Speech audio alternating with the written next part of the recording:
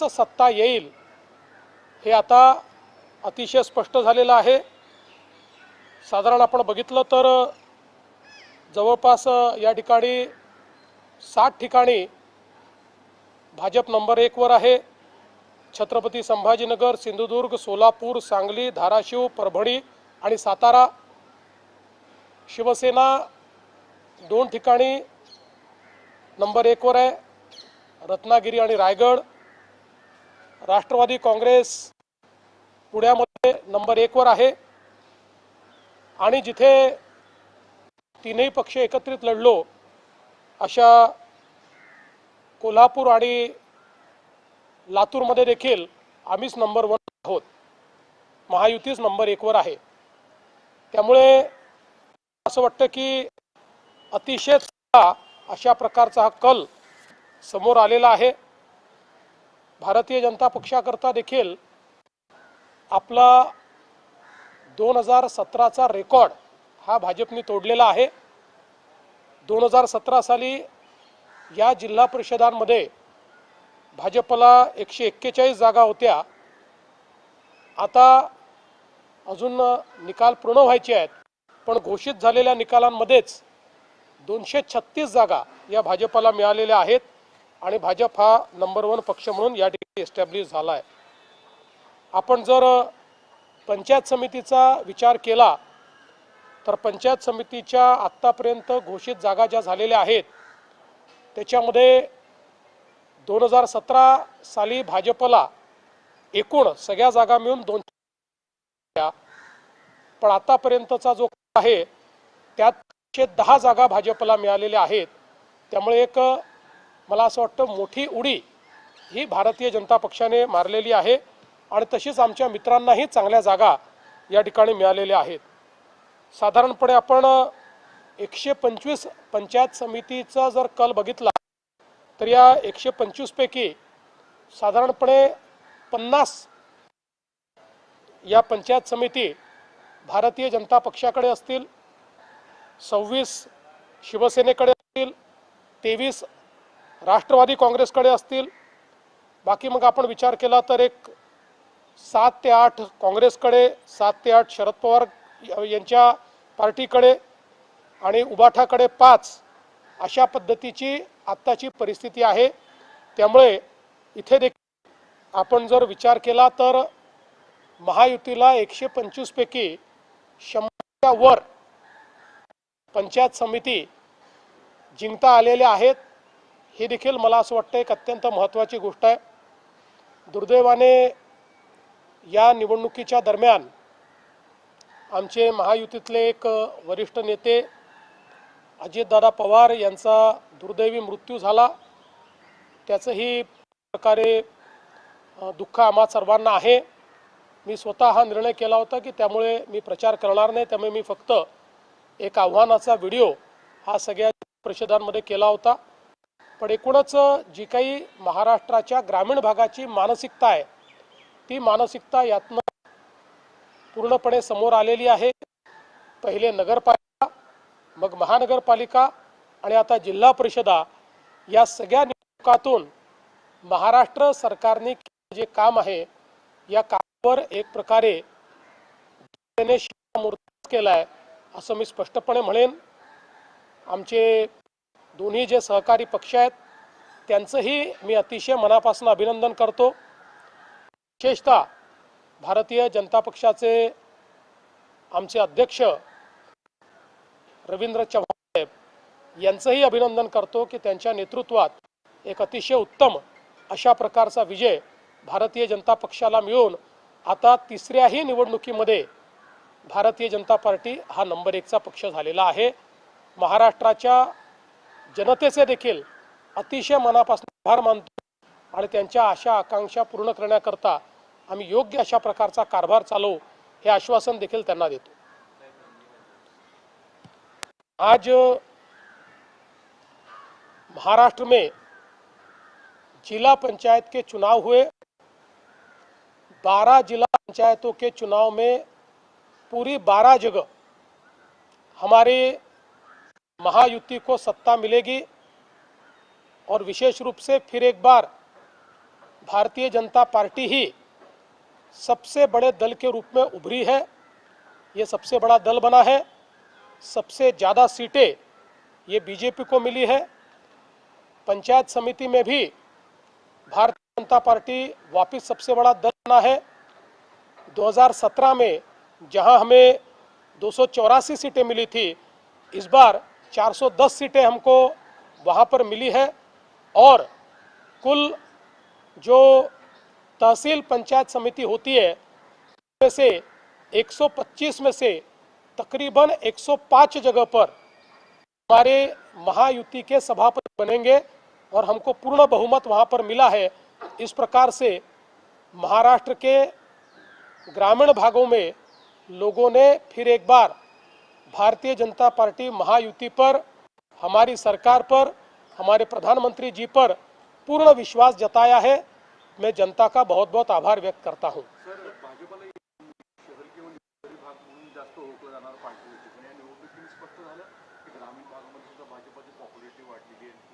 2017 साली देखील आम्ही अतिशय चांगली मुसंडी ग्रामीण भागात मारली होती। 2014 असेल, 19 असेल किंवा 24 असेल, आम्ही ग्रामीण भागात विधानसभेत अतिशय चांगला विजय प्राप्त केला होता। पण यावेळी मात्र त्याहीपेक्षा मोठा विजय मिळालेला आहे। त्यामुळे हे तर आम्ही 2014 सालीच जे मिथक होतं की भाजप हा शहरी किंवा निमशहरी पक्ष आहे हे आम्ही तोडलं होतं, ते 17 मध्ये आम्ही अधोरेखित केलं आणि आता मात्र पूर्णपणे आम्ही ते स्थापित केलेलं आहे की भारतीय जनता पार्टी शहर, निमशहर आणि ग्रामीण अशा सगळ्या भागात नंबर 1 चा पक्ष आहे।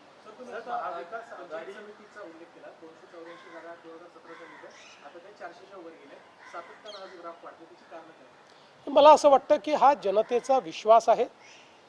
एकूणच या देशामध्ये प्रधानमंत्री नरेंद्र मोदीजी यांनी ज्या प्रकारे ग्रामविकासाचं कार्य हातामध्ये घेतलं, ज्या प्रकारे ग्रामीण इन्फ्रास्ट्रक्चर करता मोठ्या प्रमाणात निधी उपलब्ध करून दिला, ज्या प्रकारे आवास योजना असेल, शौचालयाच्या योजना असतील किंवा लखपती दीदीची योजना असेल, अशा विविध योजनांतनं एक सकारात्मक वातावरण तयार आणि त्याच वेळी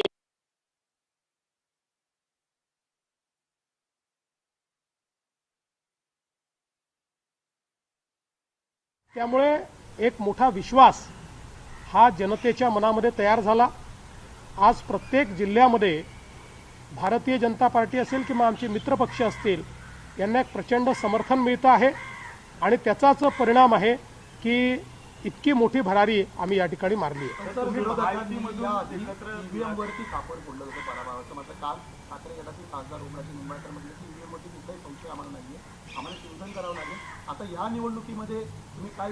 मला असं वाटतं की ज्यांना हे वाटतं की आपल्याला चिंतन करावं लागेल ते अतिशय योग्य मार्गावर आहेत। कारण मी नेहमी सांगतो, आम्ही जिंकतो, आम्हाला आनंद आहे, पण कोणीही परमनंट जिंकत नसतं, कोणीही परमनंट हारत नसतं। पण जे लोक आपल्या हारण्याची कारणं शोधण्याच्या ऐवजी कोणावर तरी खापर फोडतात ते मात्र कधीच जिंकू शकत नाही। त्यामुळे जर अशा प्रकारचं रिअलायझेशन कोणाला होत असेल तर मला असं वाटतं की ते योग्य मार्गाने चाललेले आहेत। तर तुम्ही महायुती म्हणून एवढा विजय मिळवला, महाविकास आघाडी तुमच्या विरोधात तयार केली होती, मात्र महाविकास आघाडी कुठे राहिलीच नाही असं म्हणायचं आहे। महाविकास आघाडी फारशी कुठे दिसत नाहीये आणि खरं म्हणजे आम्हाला फारसं काही करण्याची गरज नाही। रोज सकाळी 9 वाजता त्यांचे प्रवक्ते जे स्टेटमेंट्स देतात त्यामुळे आम्हाला निश्चित मोठा फायदा होतो। त्यामुळे आम्हाला फार काही करण्याची आवश्यकता पडत नाही। रोज त्यांची मतं कमी करण्याचं काम हे त्यांच्याच माध्यमातून होतं आणि आपणही लोक त्या ज्या काही त्यांचे काही जे काही स्टेटमेंट्स असतात की ज्याला कुठलाही अर्थ नसतो, ज्याला कुठलीही सत्यता नसते, ज्याला कुठलंही बेसिस नसतं, याला इतकी व्यापक प्रसिद्धी देता की त्यामुळे उलट आमचंच काम होतं आणि लोकांचा त्यांच्यावरचा विश्वास रोज कमी होत जातो।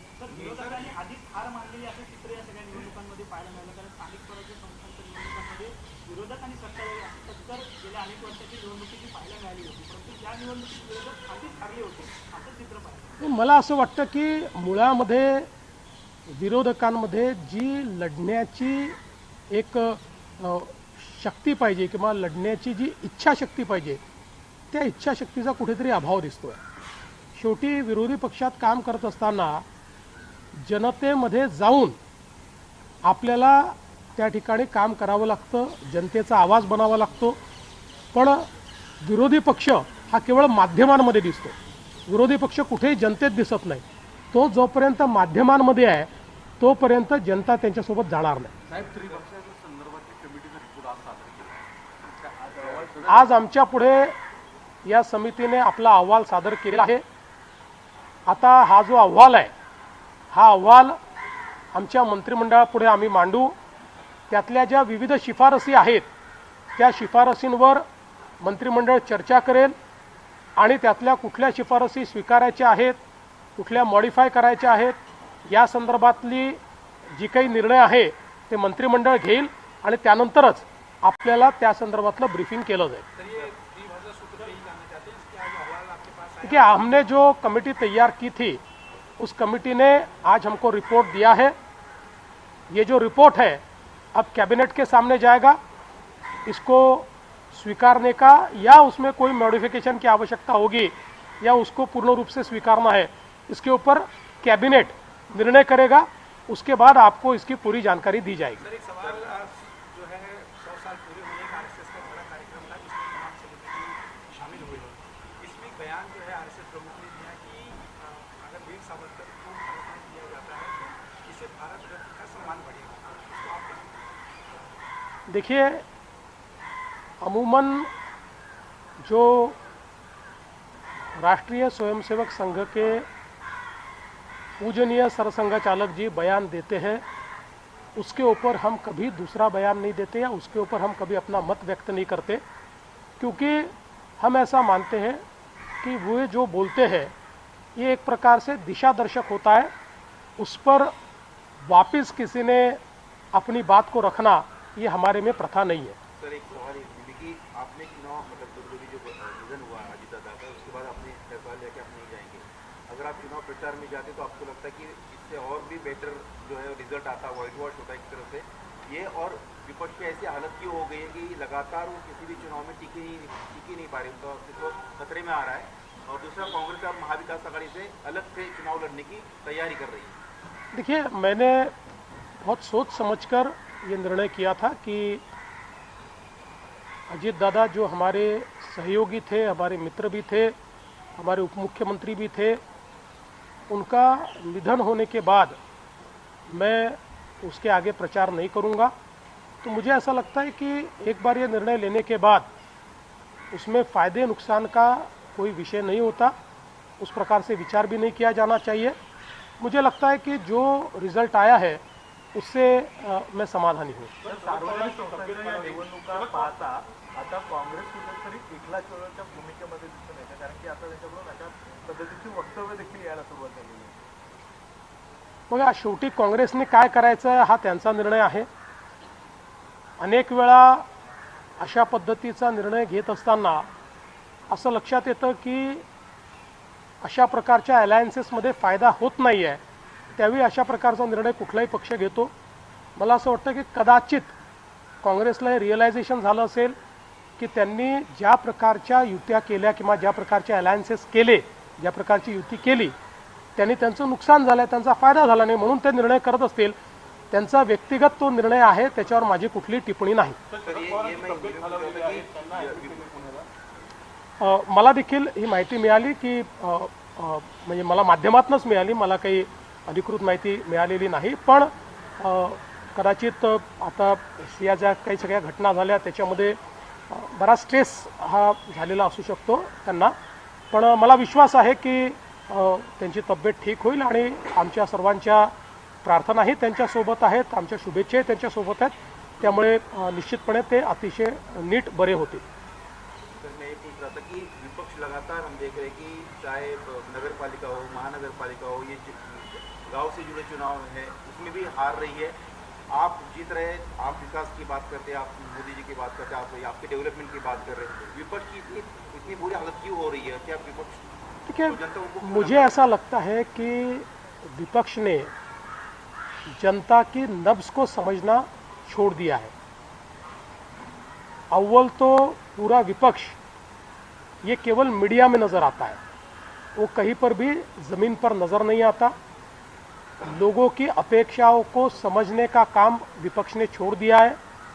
अपनी अपेक्षाओं को लोगों की अपेक्षा समझना, इससे बड़ी भूल राजनीति में कोई नहीं होती। इसलिए जो विषयों को वो विषय मानकर लगातार उसके ऊपर बोलते रहते हैं, उन विषयों से आम जनता को कोई लेन देन नहीं है। जिस प्रकार से बिना कारण के बहुत ही ओछी राजनीति करते हुए प्रधानमंत्री जी पर वे टिप्पणी करते हैं, ये भी जनता को पसंद नहीं है। मुझे ऐसा लगता है कि जब तक जनता की नब्ज को विपक्ष समझेगा नहीं, जनता की बात जब तक विपक्ष करेगा नहीं, और मीडिया से निकलकर जब तक जनता के बीच विपक्ष जाएगा नहीं, तब तक वो चुनाव हारता रहेगा। सर, कर्नाटकमध्ये छत्रपती शिवाजी महाराजांचा पुतळा आणण्याचं काम पुढे तरी झालेलं आहे। याआधी महात्मा फुलेंच्या पुतळ्याची विटंबना झालेली होती, आता छत्रपतींच्या पुतळ्याची देखील विटंबना झाली। नाही, ही अतिशय मला असं वाटतं चिंतेची बाब आहे। ज्या प्रकारे महात्मा ज्योतिबा फुलेंच्या पुतळ्याची विटंबना करण्यात आली, हा खरोखर एक विकृत अशा प्रकारच्या मानसिकतेचा प्रकार आहे। आणि त्याहीपेक्षा त्याच्यावर काही लोकांनी ज्या प्रकारे राजकारण करण्याचा प्रयत्न केला, काही लोकांनी त्याच्या सत्यतेत न जाता जाणीवपूर्वक नरेटिव्ह निर्माण करायचा प्रयत्न केला, त्या लोकांच्याबद्दल देखील मला दुःख वाटतं की कोणी हे काम केलेलं आहे हे शोधण्यापेक्षा कोणावर तरी ते थोपण्याची इच्छा त्या लोकांमध्ये जास्त दिसते। पण आमची मागणी आहे की तिथल्या सरकारने तात्काळ ज्यांनी महात्मा ज्योतिबा फुलेंच्या पुतळ्याची विटंबना केलेली आहे त्यांना शोधून काढावं आणि कडक शिक्षा त्याला व्हावी। कर्नाटकचं जे आपण सांगितलं, मला आत्ता त्याची पूर्ण माहिती नाही आहे, मी जरूर त्याची माहिती घेईन आणि त्या ठिकाणी कुठेही छत्रपती शिवरायांचा किंवा महापुरुषांचा एखादा जर असा पुतळा असेल आणि तो कायदेशीर असेल तर त्या ठिकाणी सरकारने अशा प्रकारची कुठलीही कारवाई करणं हे अयोग्य आहे। सर, हिंदी में